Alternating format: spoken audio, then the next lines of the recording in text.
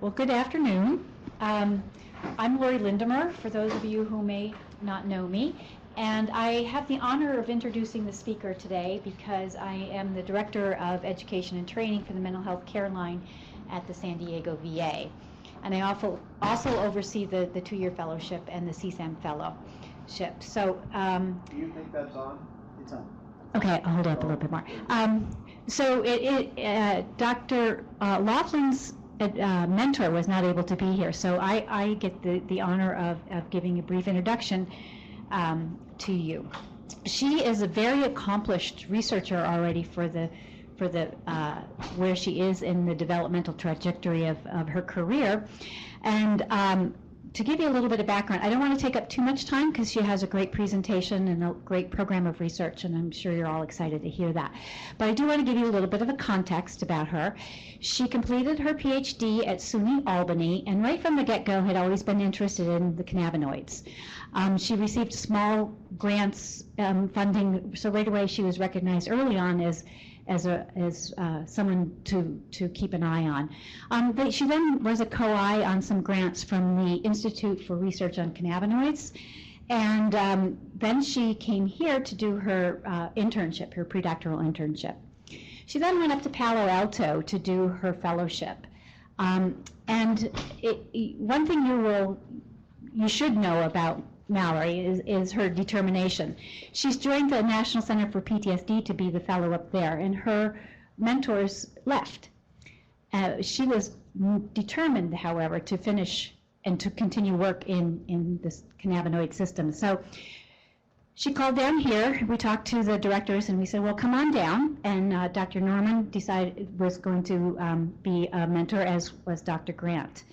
And so we got very lucky to have her in our CESAMH fellowship, and we'll be very pleased to have her as one of our alumni. She's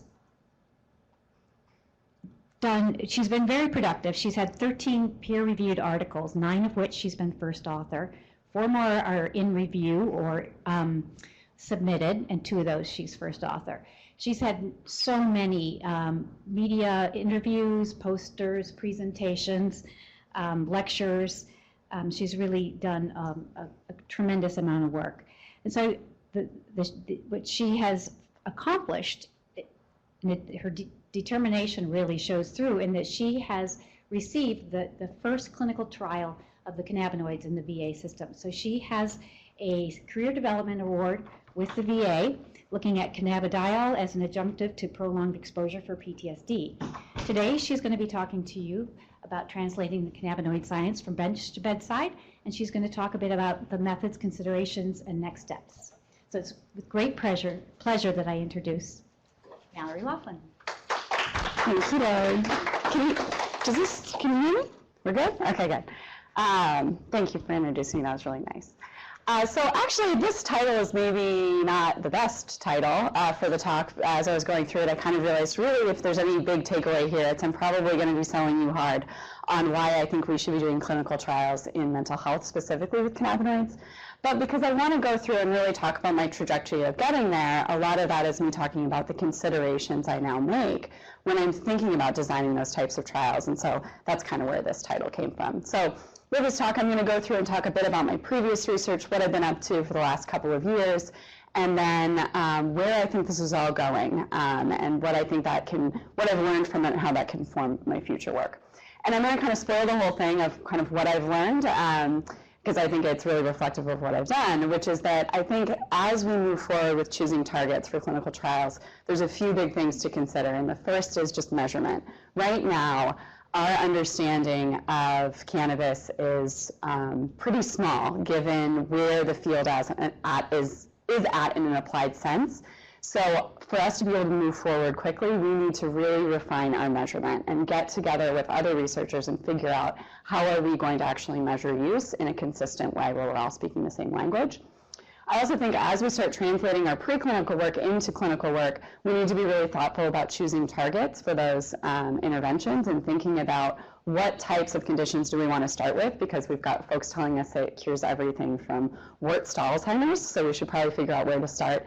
And I think the best way to do that is by looking at mechanisms and figuring out how do we actually incorporate testing of mechanisms into our clinical trial design so that when we end those trials, we can look at what can we generalize from here.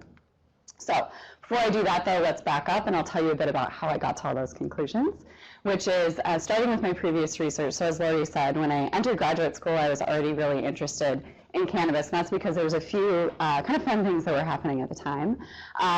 First, so when I entered graduate school, no states had legalized for recreational use yet. It was actually going to be on the ballot my first year in the state that I just left, Washington State and Colorado. And because it was going to be on the ballot, the question was, how do we differentiate problematic from non-problematic use? Because now all of a sudden we were moving from a space of cannabis use in general as pathological to a space of now people are going to be able to buy it, literally go and buy it from a state-sponsored store. So how do we differentiate who's at risk? At the same time, I was getting my PhD in clinical psychology, and the big kind of talk of the hour was they were changing the DSM. So they were proposing changes for the new DSM-5, and specifically substance use disorder was a big heavy hitter of those changes. They were doing there were a lot of things that changed in that within those diagnoses, but a big one was craving. They were adding craving as a criterion for substance use disorders for pretty much every substance except the hallucinogens, including cannabis. So they're going to be adding that to cannabis use disorder. So in my quest of thinking about how do we differentiate problematic and non-problematic use, now all of a sudden we've got a new variable that the folks are saying this is what's differentiating them. But the folks who were working in that work group, they cited, here's how we came to this conclusion that we should add this. And all of the literature they were citing came from alcohol, tobacco, and cocaine. So it really was there was this assumption that craving for cannabis would look the same as these other drugs, right? So I wanted to test that, and the way we test craving in general for most drugs is with cue-reactivity paradigms. So in this department, for a lot of people, who use cue-reactivity paradigms, I think we're pretty familiar with these, but the basic idea is you show the person the drug or a cue that's associated with drug use, and that should induce a state of anticipating the reward of the drug. And so you can induce a state of craving simply by showing the person the cue. And the problem was with cannabis, so we're entering, this time where all of a sudden cannabis is becoming much more available. Different forms of cannabis are becoming much more available. So people aren't just smoking a joint anymore. So how do you choose a standard drug cue for cannabis, for cue-reactivity, if you want to test craving, if there's no standard way that people are administering the drug? So that was the gap I saw, and so I wanted to get a workaround for this, so I saw that gap, and I created a paradigm where we could induce craving using scent. So that was the way that I thought this was going to be the best way to find a generalized cue where we don't have to worry about things like, does it come from a volcano vaporizer or from grandpa's pipe? How can we actually, induce this in a way that it's going to hit the most people? And so we developed this, validated the measure, and then I used that manipulation in both my master's and my dissertation as a means of attempting to promote a state of craving and look at differences across folks who we would expect to go into a state of craving, so folks who we would expect are more likely to be problematic users versus those who aren't. So in master's, I did this in college students because we thought, here's college students, we're going to see a big variability in use.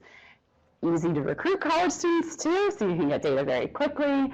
But also, we were really interested in this idea of folks who use a lot of cannabis, if there's individual differences there in who goes on to have problems versus not, because that's the big question. It seemed like a good sample. In my dissertation, I did something very similar that I'm going to talk about in a second, but there I was actually looking at folks who are potentially we would expect to be more problematic, so heavy daily users in the community. And this right here is from my master's. This was, we had quite a large group that we recruited, and this is just comparing past 90-day cannabis use to changes in craving, kind of pre-post, being exposed to the scent of the cue. And you see here, there's almost no predictive, association. It's completely random. There's huge variability. And the thing that I thought was most interesting is we have folks with very limited exposure to the drug showing huge changes in craving pre-post. So definitely not something that I would have expected to see. We even, in my dissertation, which I'm going to get to in a second, we even had examples of people with no experience with the plant who were saying that all of a sudden they were interested in going out and smoking a joint. And that was definitely not something that we were expecting, and definitely not something I think our IRB wanted to hear about. But to me, the takeaway from, especially my master's, was, well, is craving then, particularly as it pertains to cannabis, more of a linguistic construct, something you hear about from other drugs and then just assume and apply it to this drug?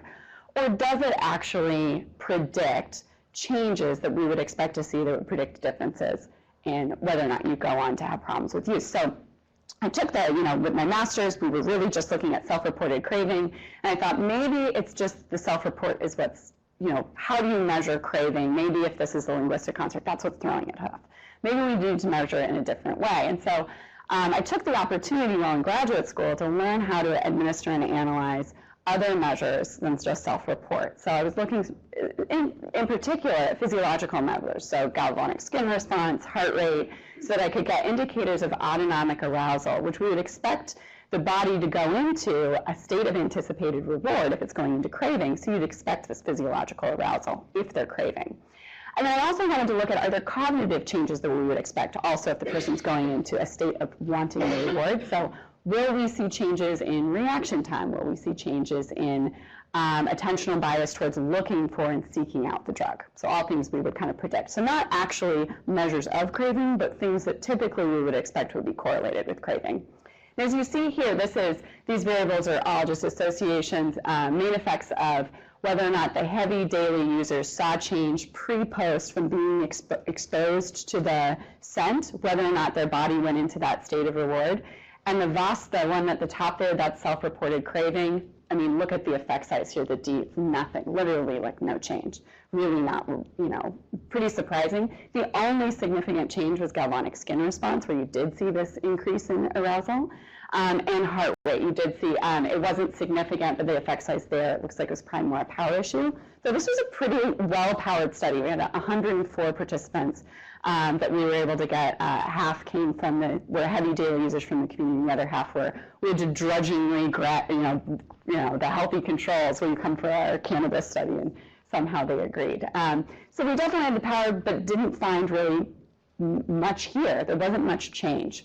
And for me, the big takeaway then was, well, there's a few. One, we can't generalize across drugs. We can't assume that what's working, what works for one drug works for the other, that development of problems really looks the same across the drug class. Two, we have to incorporate other measures than just self-report. And I think this is really important as I move on with my talk and get into the work I'm doing now and moving forward.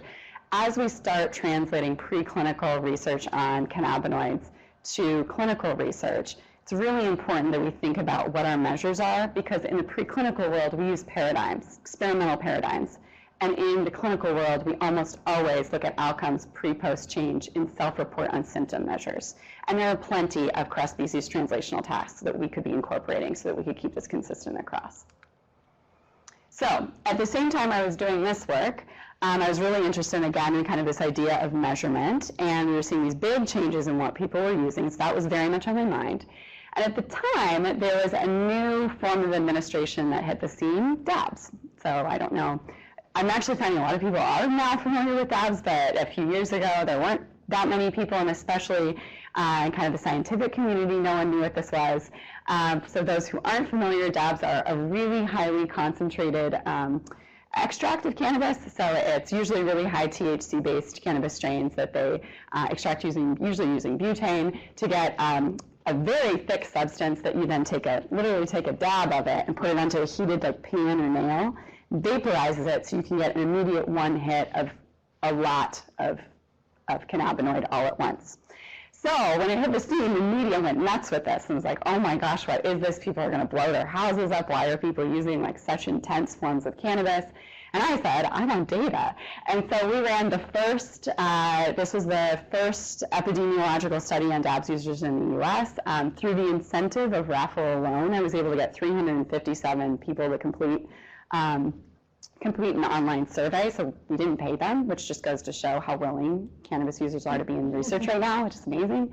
And just asked them, I just wanted to know about why are you choosing dabs versus flower cannabis, because this seems pretty intense. And unsurprisingly, the majority were saying you don't need as many hits, so kind of one hit and you're done. I'm intoxicated from one puff. There's a much longer lasting effect than flower cannabis and a stronger intoxication effect. All sounds quite troubling. However, we also asked them, what is your primary reason for using? And the primary reason for the majority of the folks who filled out our survey, at least, was they were medicinal users. And so if you think about it from that lens, this takes on a little bit different interpretation. So cannabinoids and other active components of cannabis, like terpenoids, actually metabolize at different rates depending on method of administration. So the effects, and in the cannabis plant, there are literally hundreds of active components. So if you're thinking about different rates of metabolism for these different, different ratios of these different cannabinoids, depending on how you administer it, it means that the same strain of cannabis, same kind of preparation, is going to react differently in the body depending on how you administer it. That's really important because, especially for a medicinal user, they might say something like, yeah, smoking cannabis actually gives me the effect profile that I want, and I can get the effects really quickly, which is nice. I don't have to, if I took like an edible, I'd have to wait an hour and a half before I'd start to feel relief. But they might prefer the edible form for the fact that it gives a stronger effect and the duration lasts a lot longer. Well, here, we get all of that. So you can get the same effect profile of smoked cannabis, rapid onset, duration of an oral or an edible. A little different. However, they also are reporting now that they're showing increased withdrawal and increased tolerance to the effects. So, as we would kind of expect. So the takeaway from this was, obviously the takeaway is always it's complicated, but the takeaway for me was really that when we measure cannabis use, measuring administration is going to be just as important as measuring what they're actually using. And to drive this home, I'll show you another study that we did that I think really highlights this. So just kind of put up here a balanced placebo design. Jane Metrick's group has done a lot of the original ones with just smoked cannabis to show that what we already would expect. If you give somebody a placebo cannabis cigarette but tell them that it's got real cannabis in it, they're going to say they get high. As we kind of know. And we would expect this with any kind of drug intoxication effect, that there is going to be a placebo effect of intoxication. But my question was, with these different forms of administration, where onset might occur at a half hour or an hour and a half in, do people just spontaneously start experiencing the effect of placebo? And when do they do that? And does it maintain, or do they all of a sudden get hit to the fact that they're not feeling this really intense, strong high? So this was, when I ran this study, actually, this is still the case. It's still really difficult to get for all the approvals in place to be able to run an administration trial in general for cannabis. But if you're not looking at problematic use, it's even more difficult, or for, running a clinical trial. So just saying we want to understand the placebo effect of edibles is tough, an upward battle, especially when you're a graduate student. So I wanted to answer this question, so I found a workaround of being able to test this without actually having to do administration. And how I did that was, I'm giving you the data already. How I did that was we brought in 20 very willing college students and told them we were doing a study on edible cannabis use, and said you're going to be randomly assigned to receive either high cannabis edibles, low cannabis edibles, or a placebo. And in fact, they all just received placebo. The reason for that is I didn't need an active drug comparator here, because any change from baseline in intoxication would be meaningful, because people don't just walk around getting high, thankfully. Maybe less for them. And sure enough, what they showed was by a half hour, they showed a reduction in negative mood and an increase on the marijuana scale of the ACRI, which is a specific form of intoxication that we would see, the profile of intoxication for folks who say that they're using cannabis. And that was when, if we can see here, you see the reduction, and then it actually was maintained. If you, we did continue to do assessments, but people started leaving. So there was this return to baseline where people did start to realize, no, I'm not actually intoxicated. But at a half hour, they started saying that they were. And we were sort of surprised but unsurprised by this. Mm-hmm. Did they guess at which arm they were in? Like, did they guess, oh, I'm in the really high one, or I'm in the moderate? We didn't ask. I wish we had. Yeah, we didn't do a debrief at the end of asking them which group did you think. And actually the reason for that was originally in the consent because we needed them to be deceived and think that they really were in an intoxication study. So we told them they'd be staying for 6 hours, but we let them leave after 2. And so we had to be like debrief right then of letting them know they weren't in the study. And the reason we did this study, though, wasn't just because, hey, let's find out what's going on with these people. It was because we wanted to know, it's actually really important that we have an empirical base of understanding placebo effects for these different forms of administration, because now we've got folks who are using all kinds of different, we're administering in all kinds of different ways. And for us to be able to understand those effects, if we're looking at it epidemiologically, like just looking at asking what people are using, we do need to understand what the kind of baseline effect would be here. Mm-hmm. You may be getting to this, but how do these lines compare to real marijuana use? Like smoked. I wish I knew. The tough part is that, yeah, actually, and I'm not sure what the actual like effect size would be. The normal effect size would be on the N scale if somebody were just smoking cannabis. It's a good question. I actually don't know. Yeah, it's a very good question. I'm actually surprised our reviewers didn't ask for that. Now that you say that. The error bars aren't giant there. Are No. there some people who had no experience of being high and others who, had quite a bit more? The variability, I don't remember what the variability was across, but for the most part, I mean, just eyeballing it, as soon as we got their data back, we were like, they were all saying that they think that they're intoxicated. So I don't remember what it was, but it was pretty low variability. Yeah. So, and again, so my big takeaway here was just how important it will be for us to understand these placebo effects. And the bigger takeaway is really our assessments need to focus on not just use, what are they using and how much, but how are they using. And so that brings me to my current research. So I always forget that I have the little dealers, right? So my current research right now has really gotten focused on more on the applied side. And it's because we do a year of our clinical internship. So I did my clinical internship here at the UCSD in San Diego consortium. And I was working in our PTSD clinic and our dual diagnosis clinic and hearing a lot of folks who were using cannabis to self-treat symptoms. And as much as, I think you do hear people kind of scoff a bit about, oh, it's just an excuse for trying to numb out, kind of digging into the literature, there is a ton of preclinical data that's kind of just begging to be translated into clinical trials, suggesting the application of cannabinoids for mental health. So, there are a lot of cannabinoids here, and we haven't even scratched the surface on what all their effects are. But just kind of the two heavy hitters, THC and CBD, there's a lot of potential application. So CBD in particular, we know across dose promotes extinction learning, at least preclinically, and we're seeing it in human trials. Phase 1's Ravenak's group has actually shown it in low doses with THC as well. Across doses of CBD, it looks like it's anxiolytic. THC in low doses is anxiolytic and high doses is anxiogenic. CBD appears that it may be antidepressant based on some animal models. Which I always am curious how they know that those animal models of depression and anhedonia really do map on, but that's again where those cross-species translational studies can be really big here. And then also sleep, CBD and THC have alerting and sedating effects. So just right there, even if we're not talking about therapeutically, looking at using THC and CBD as things that can be manipulated to see how the body responds to these cannabinoids and the effect that the cannabinoid system really has on mental health related symptoms. But to me, what makes this really exciting is CBD in particular. So promoting extinction learning, anxiolytic, potentially antidepressant, and may improve sleep, suggests for one, it could provide acute relief to folks who are suffering from a lot of mental health related disorders, but it may also change pathology, specifically because of that promotion of extinction learning.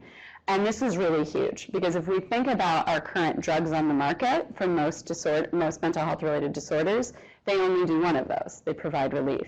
If you think of like a traditional benzodiazepine anxiolytic, certainly provides relief, it's anxiolytic, but it actually interferes in extinction learning. So I put up here just to highlight this, some of those mechanisms, if we look at just a few of those across different disorders, I mean, CBD right there is hitting multiple different conditions, and I haven't even mentioned the neurological conditions, the potential mechanisms of things for like neuroinflammation, for things like TBI, or even as an anti-epileptic. And both of those things, epilepsy, TBI, tend to be highly comorbid in populations with multiple mental health-related conditions, and certainly where I work over at VA.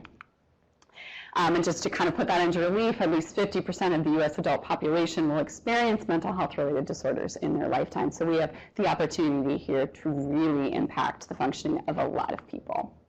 So because of this, I was all excited after internship. I had been kind of reading up on this. And so I took a fellowship with the National Center for PTSD, sold them that I think that this is the way we should be going for treating PTSD. By some miracle, they said, yeah, maybe, why don't you come look at it? And so when I came up, the first thing I did was did the first synthesis on looking at different cannabinoid preparations, reviewing the literature, and their potential for PTSD. And what we found was kind of what I already showed, but that THC and CBD have big potential, CBD in particular because of that promotion of extinction learning. And really the only con was that in low doses could be alerting for sleep. But across the board was looking pretty promising. But the big takeaway from that synthesis was that choice of cannabinoid is really critical, because if you compare this to THC in higher doses promotes, tolerance to sedating effects, so not great for sleep, intoxicating, so it's actually, can actually numb the person out, has a dependency potential, and can actually be anxiogenic, making hyperarousal worse in higher doses. So when you choose a cannabinoid, cannabis isn't necessarily the cannabinoid. We have to actually look at preparation and thinking about application. But, so I got, again, all excited with this review, saying, look, there's all this potential promise. And then when you look at the epidemiological literature that follows folks who are using cannabis to treat their PTSD and other mental health conditions, it does not look good. In fact, even prospective studies that have followed folks who are using cannabis to treat anxiety, PTSD, and depression, all three have shown worse outcomes over time. PTSD in particular, people tend to get substantially worse. So this doesn't look good. So that got me kind of wondering. I was like, well, what's going on here? Well, my big takeaway back here was that choice of cannabinoid is really important. Are they actually measuring choice of cannabinoid? No, they're not. And that's because we don't have a good standard measure of use. And so people just ask, are you using cannabis? Is it helping or hurting? So I was like, well, how could we get at that? We don't have a good measure of use, but how could we still get at that and look at differences in symptomology? And so my kind of workaround was maybe if we ask people about their reason for using, if they're a medicinal or recreational user, perhaps that could tap into some variability in choice of cannabinoid. My thinking here was, if you're a recreational user, you're trying to get high. That's why you're using, or trying to get intoxicated. So we would expect what they're primarily choosing is higher THC strains, because CBD tends to actually negate a lot of the intoxicating effects of THC when used together. So it was like, well, they're probably then using things that must be pure THC, or very, very high in relation to each other. Whereas the medical users, we would expect there's at least some of them are probably their main motivation is an intoxication. So we would expect there might be more variability in that group of what they're using. So perhaps if we look at group differences in symptoms of PTSD, that might tell us something about choice of cannabinoid maybe predicting differences in symptoms. And so this was a sample of almost 2,000 veterans who actually likely meet criteria for PTSD, so we didn't actually assess them in person. They were, we used the PCL as kind of a proxy to indicate whether they are likely to meet PTSD and use cannabis. And in this group, we just asked them, what's your primary reason for use, medicinal, recreational, and then compared those to see were there group differences in terms of their PTSD symptomology, how much they're using cannabis, and how distressed they were by being asked about trauma. And that was as a means of kind of single time point getting at acute arousal. So from the beginning to the end of the assessment, how distressed were they? And consistent with the epidemiological literature and kind of undermining my theory, the medicinal users, they used more cannabis, which was to be expected, but they showed worse PTSD symptomology overall, and showed an increase in acute arousal from beginning to end of the assessment, whereas our recreational users actually showed a drop, as we would expect, kind of people coming to returning to baseline. So this didn't look good. It suggested that our medicinal users were using more cannabis, they were more severe, and they were really distressed as they were filling out the assessment. And that's very important, especially the acute arousal piece, because if you talk to a provider who works with PTSD patients, they'll tell you cannabis is a terrible idea, and they'll say it's because you're numbing out, you're avoiding. If you're intoxicating yourself, you're not actually exposing yourself to reminders of the trauma. You never get any kind of learning occurring for extinction to actually occur so that your symptoms can go down. And in fact, just reinforcing an avoidance of reminders of the trauma by numbing out and getting intoxicated. So that's usually the worry, and this is kind of a picture. I mean, it's a single time point, but this is pretty consistent with that general worry. But I wasn't asking about what they were using, I was asking about this proxy of differences. Mm-hmm. But you're saying that they're more aroused, actually they're not numbing and avoiding. If they're not intoxicated at the time that they're filling out the study. Which they could be. I mean, it's opposite of what people are expecting, right? So they're thinking that they're taking marijuana to avoid, but then actually they're causing acute arousal. Yeah, that could be true. Yeah, so it's not even working. Right. Yeah, no, exactly. It's not even working. Their symptoms are going up. It doesn't look good. And so for this, it was kind of, my takeaway was, well, but again, I wasn't asking about what they were actually using. I was just asking if their reason for use predicted. And so then I actually was like, maybe I should actually find out what these people are using. And I was up, this was when I was in Palo Alto. There's a group, the Santa Cruz Veterans Alliance. It's kind of interesting. There's actually a few of these around the country. They are cannabis, like collectives that provide free cannabis products to veterans with state-sponsored medical cards who are using cannabis to treat different conditions. So can I get some data again? And they let us come up and give assessments. We're actually prospectively following them over 6 time points, a group of veterans who are part of this collective.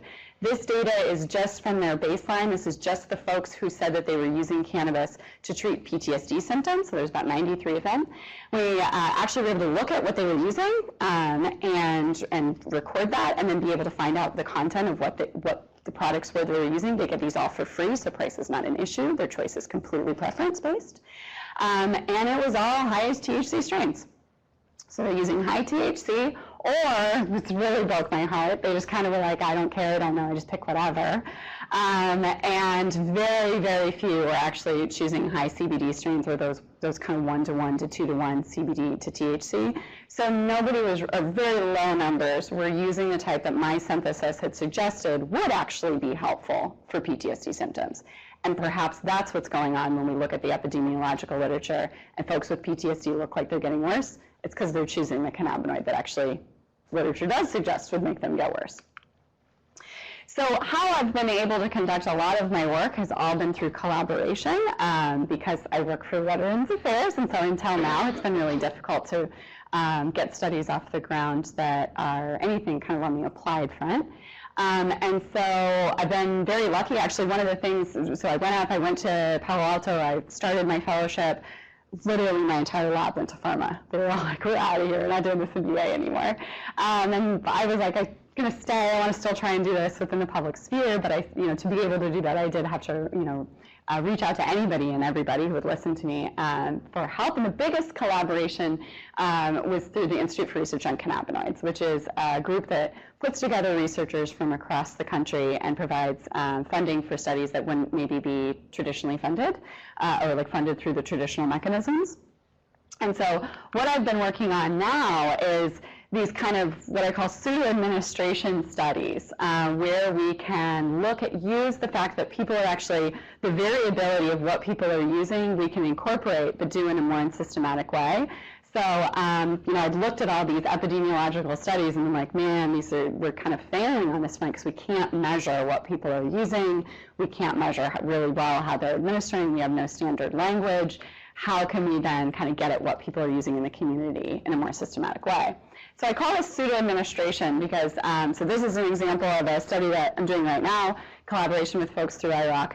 where we're attempting to recruit about 1,000 former professional athletes and following them prospectively over 6 time points, so over 6 months. And from time 1 to time 2, they just complete baseline assessments of symptoms of TBI, pain,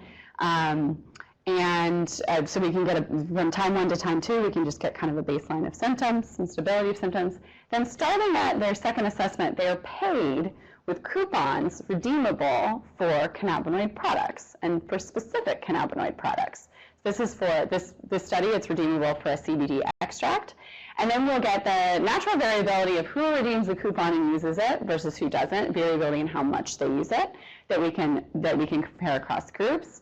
And then we also get the within group difference for the folks who do redeem the coupon over time to see if we see any difference in changes in symptoms.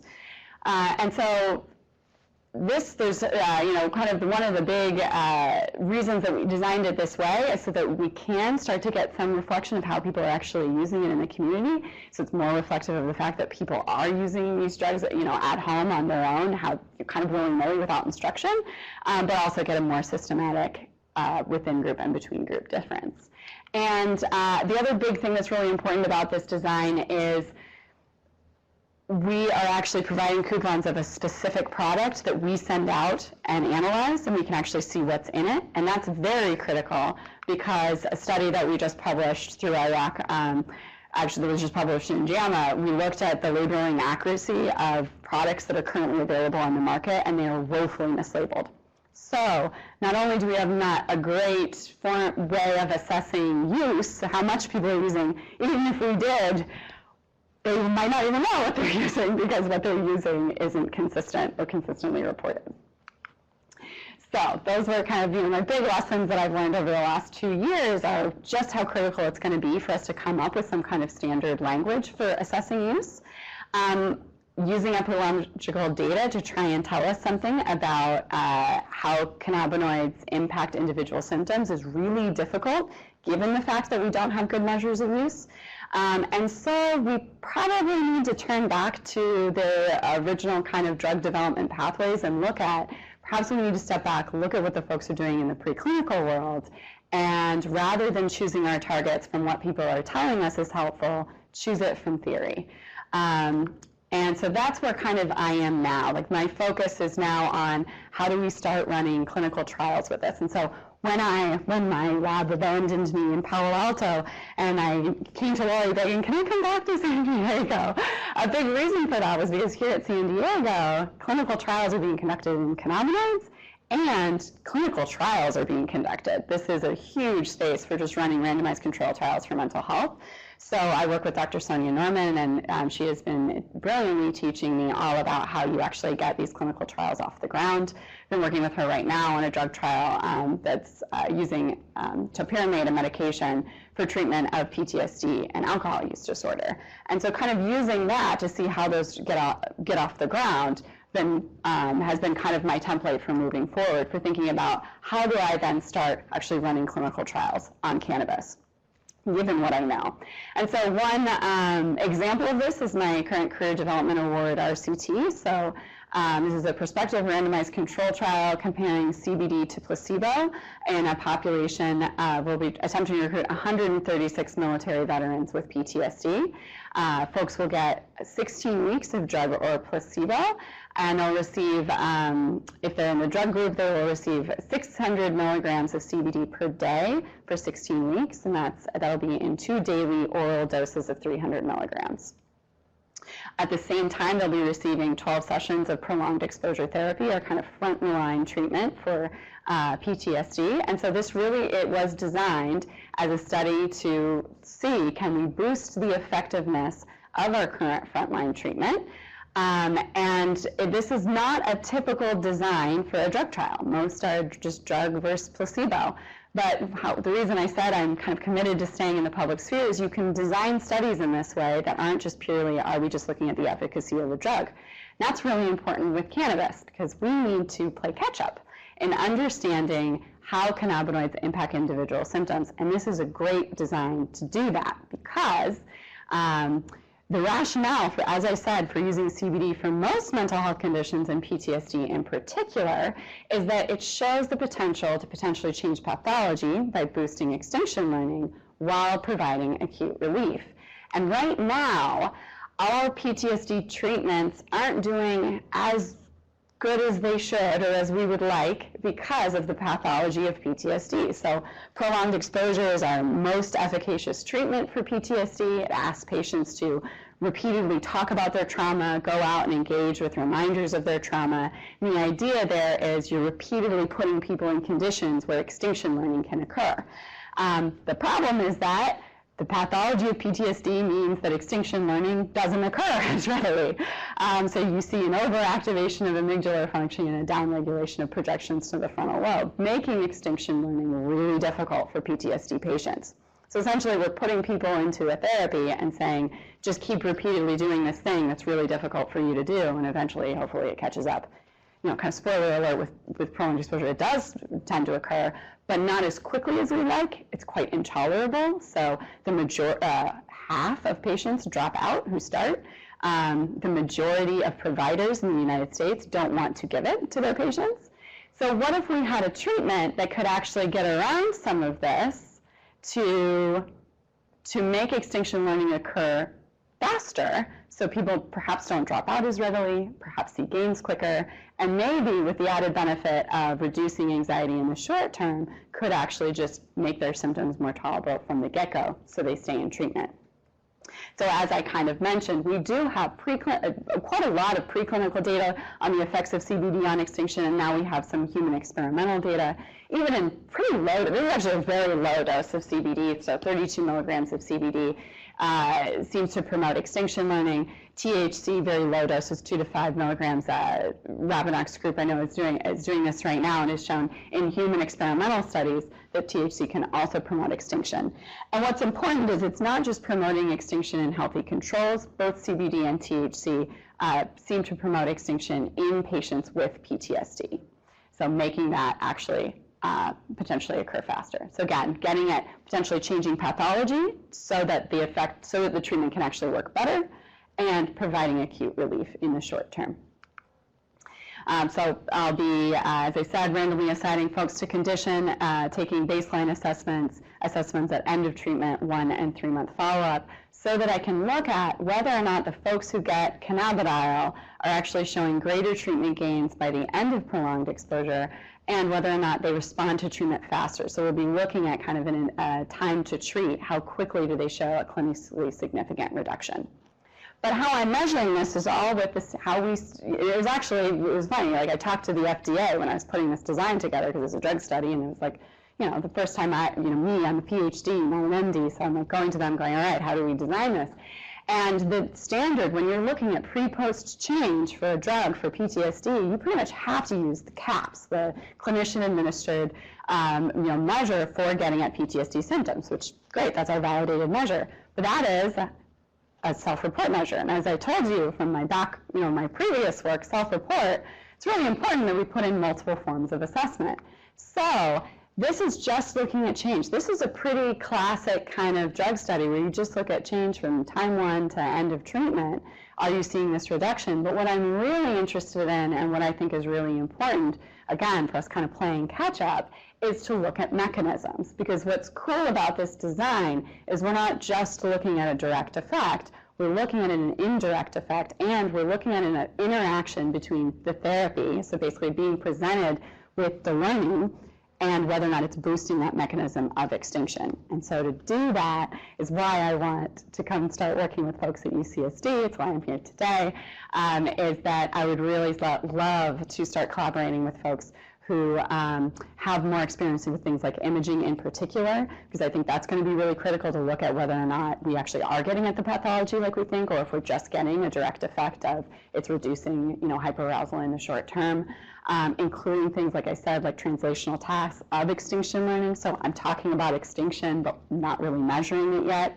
So that would be I think, an awesome opportunity for collaboration to put together a grant or another type of a study so that we can actually embed some extinction learning tools, especially those cross-species ones that I was talking about, to see whether or not we are seeing extinction and that whether that's actually driving the effect, if we see a difference between groups, and then other behavioral measures. Certainly, I mean, my graduate work was looking a lot at like galvanic skin response, heart rate. That would be something very easy to look at whether or not we see that arousal, if it's different across groups. Are folks, when they're doing the exposures, actually getting the same level of arousal, which we would theoretically need for them to see extinction? So kind of my final thoughts here is that obviously this is a really fun time to be doing cannabis research because we see just so much change occurring. We have people who are out using the drug on their own, so we get kind of, you know, that never happens. People are already experimenting with the drug before it's hit market. We can get information from them. But I think we have to be really thoughtful as we move forward because current application is so far outrunning scientific understanding. And so for us to play catch up, I think to do that, we've got to come up with a consistent measure of use, come up with a consistent measure, always measuring administration, some index that will figure out how administration and what they're using actually maps onto individual effects. Looking at multiple outcome measures in particular so that we can get at mechanisms to generalize to other targets, and not choosing our targets just based on preclinical data, because that is what pharma is doing right now. People say, my child's using it for epilepsy, so let's study it for epilepsy, which sounds great, but with everything I showed you, I hope I've convinced you, maybe we've got to go back into more of the translational clinical science. All right, so just some acknowledgements. There's a ton of people who have actually helped me along the way, but just a few. My mentors, Sonia Norman, Eva Grant, Mohini Raghunathan, and Shintu are my mentors on the CDA. My co-investigators who are here today from VA who are helping me with the fact that I am a PhD and not an MD running a drug study. Dr. Brian Morris and Arthur Brody, and I have lots of consultants, Marcel Von Miller, Ryan Vandry, Murray Stein, Paul Schnur, just a few. And then all the folks at Center for Medicinal Cannabis Research who read my proposal, National Center for PTSD, and Center of Excellence for Stress and Mental Health for letting me jump around back and forth all over California while I designed this study. Thank you. Any questions? Yes? You had a slide where you talked about. My name is Damon Rowland. I'm a student fellowship researcher here. This summer, I'm a visiting medical student from University of Mississippi Medical Center, and I have a question for you. So you had a slide here that compared THC compared to the other one. So I think you said, let's see, where is it? Yes. So on the right, you mentioned sleep. So there was no negative effect for the cannabinoid, but the THC, that was a negative effect for sleep. So is there any kind of evidence for patients with a defect in circadian rhythms, jet lag, night workers? Has that been a study possibly that those patients can take to better their sleep? So there have not been very many human clinical trials on sleep. Kim Babson's group just did a big review that came out last year. I don't remember if there was anything specific, but even there's so few clinical trials in general. I seem to remember there was like 3 in that review that were actual clinical trials looking at administration. And so I don't know that it's gotten that specific, but that would be a good place to look. Yeah, Babson was the author. Okay. Yeah, there's a nice clinical trial, it's dronabinol, it's not and a Canadian trial with military folks. And it looks good. Yeah. And we actually tried to do a proposal for the Army, CESAMH, and it passed the scientific review fine, but then they got all scared at the second level, so we weren't able to. Yeah. You told me about that, and then I got really scared.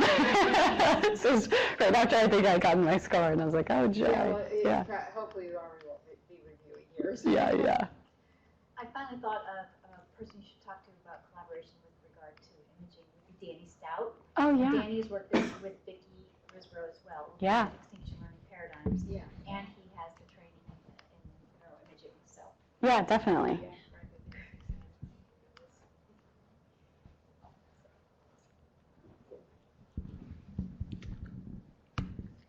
Great talk, Mallory.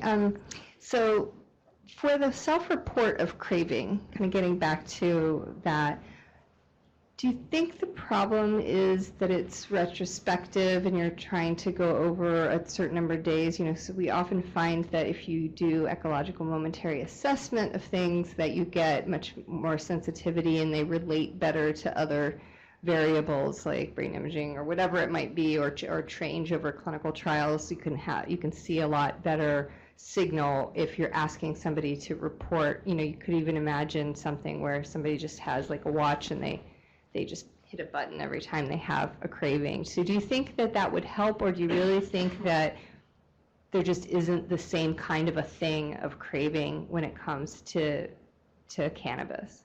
Yeah, no, so kind of two parts. So one, with our study, I completely agree with you, and that was why when we were trying to figure out what craving questionnaire to use, and there's the marijuana craving questionnaire is kind of the one that's most validated, but it's not, the internal consistency is not that great, and the reliability over time is not that great. And so then that was why, if you saw, I had the visual analog scale. I actually included 3 different measures of craving. I had the marijuana craving questionnaire, one that was adapted from the food literature that were like, maybe that'll be better and we'll just sub in, change the language, and then the visual analog scale. And none of them were really good. The visual analog scale, which is the best of all. But it was in the moment. So because it was an experimental paradigm, we just asked them right now, how much are you craving? And then did the experimental, had them smell cannabis, and then said, how much are you craving right now? So it was right now. Yeah. And was all about for your clinical trial where you're saying we wanted to have sort of, other measures, obviously Definitely. some mechanistic measures, but also maybe something other than just self-report of change over the Definitely. time, in symptoms. And especially with like PTSD and mood-related symptoms, that comes up a lot, is that especially PCL, how much, are you experiencing XYZ over the last 2 weeks? It's how much they're feeling that right then when they fill it out. So yes, I think that we definitely should include, if we could get multiple time points over time in the moment, how are you feeling right now? That would be a much better assessment. In terms of craving, I just think it's a tough one because that word is so loaded. And that was why I got really interested in the question for cannabis, is that the word craving is a really loaded word that people are already fully aware of. And those measures are very face valid. We ask them, how much are you craving? How much do you want it right now? And these are folks who are coming in knowing they're there for a cannabis study.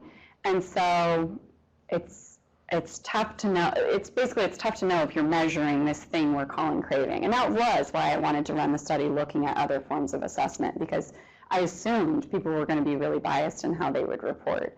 So I think I would believe it more if it were just a different word. Same concept.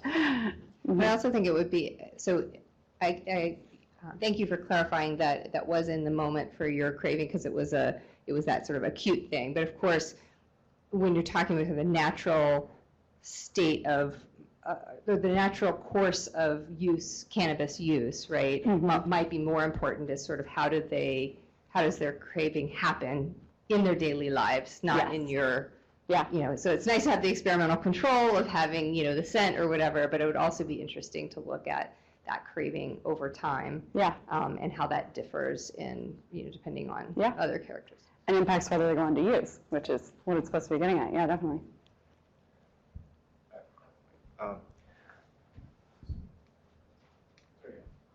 Okay. So I had one quick question. So I'm looking at these differences between THC and CBD, and as far as like the pros of like promoting extinction, and you mentioned that there's no like standard index for, I guess, the use, is mapping the use of like cannabis like currently. So like, I guess, what is the role of like habituation plays in sort of like, let's say for example, like if you're using low doses and you're giving them like, 2 sets of it like daily, as far as these effects of promoting extinction, will you end up having to up the dose during the course of the study versus just keeping it consistent? Because I can imagine the data might potentially just spike and then taper. Yeah, no, that's a really good question, and that's come up a bit. I mean, unfortunately, we just don't have enough data on administration. That being said, so THC does have very, very quick tolerance to the effects. In particular, sleep's like the big one, very, very quick tolerance. What's interesting is there was a paper I read a couple of years ago that was looking at combinations. When you add CBD to THC, you actually reduce the tolerance to the effects of THC. And so far, most of the clinical trials that have looked at CBD alone, nobody that I've read so far has talked about this idea of, are people seeing diminished effects over time? And especially like the studies for CBD looking at Dravet syndrome in children, so epilepsy, over time, those are 16-week 12 to 16-week trials. I mean, maybe they just haven't talked about it, but so far we haven't really seen anything. In fact, it seems to be the opposite, where the longer they're on it, they start to actually see effects much further out. There was a trial recently where they published their results at end of 12 weeks and didn't show anything, and then it was when they did their continued, 3 months later that they actually started to see effects. So at least that would suggest if the effects are continuing to show later, kind of past the 12 weeks, kind of might undermine the idea of at least CBD having too strong of a tolerance effects for at least the neurological potential applications. But I'm not sure. I mean, it's a very good question. Hopefully that doesn't happen in my study. We'll see. Good thing to measure, though, for sure. The last question. No, go ahead. Got a very good question. You mentioned that the labeling of cannabis products was woefully 70% are mislabeled. Okay. What did that mislabeling include? Was it like CBD only products containing THC? So for this study, we were just looking at cannabidiol extracts. So it was supposed to be that they only contained cannabidiol. And we looked at the percentage of cannabidiol that they reported on their label. Interestingly, shortly after we bought all the products and sent them out, this was several states actually changed their law where they no longer were requiring them to put it on the label because they knew how mislabeled they were, which was interesting. And yeah, because it was like, it's not even FDA regulated, but there's like these odd regulations. But anyways, we did within 10%. So you could be within 10% of the labeled value, and we would call that accurate. So 10% above, 10% below was inaccurate. And a similar study was done previously, which same group, research group, with edibles sold at dispensaries in the state of Washington. Very similar results, and so those weren't just CBD; those were looking at CBD and THC across those products. Yeah. So the big problem is right now it's not FDA regulated. The only thing it's required that you put on the label THC and CBD, but there's no requirement of how you get those actually analyzed. So they don't have to analyze products consistent with FDA standards, so nobody does because it would be too expensive. So right now, everything that you purchase on the market may or may not actually contain the content of CBD or THC that's actually available. So then the question is, well, then how do we measure it if we're asking people about their use of these products? It doesn't tell us much. So Mallory, this is fantastic work and a fantastic talk. Thanks. And I should probably know the answer to this because you sent me the protocol, but I'll ask it anyway. So what made you pick 300 milligrams BID? I'm assuming it's database, but can you help us walk through that? Yeah, of course. So that was, and no, that is a good question because actually, where is the signal? There hasn't been a preliminary study looking at what dose do we start to see a signal for extinction learning. But the choice of 600 milligrams daily, so twice daily 300, came from right now there is a clinical trial going on for social anxiety, and the open label for that, Bergamaschi is the author, used up to 600 milligrams, and they were seeing reductions in anxiety, and so to get at the anxiolytic effects, that's why we chose that target. And that seems to be at the pretty standard dose range across cannabidiol studies right now, because cannabidiol is really poor PK, it's like metabolizes really badly and it's not very bioavailable, so you need these quite high doses. So that tends to be the standard. But yeah, it's not as I would like. We just haven't had the ability yet to actually do a signal detection type of study. Did you think about using more than one dose? We thought about it. Actually, the reason at first, the original protocol was we were going to do the first 20 participants looking at different doses, but VA R&D, when we asked them about it for our original letter of intent, did not want us to do that. So that was not a scientific question, but yes, that was something I would like to do. And the tough part, this is the hard thing about doing this type of research within VA, since this is the first study. We asked actually to do that first, as we wanted to do an early study to just say, let's look at the first 20 to do kind of a proof of concept. But to get the schedule one, to convince people to let us do it within VA, we needed to bring in a very large grant, and that wasn't a very large grant. And so somehow they liked the bigger study first, but we will see it in our first few participants. It is. Mm-hmm.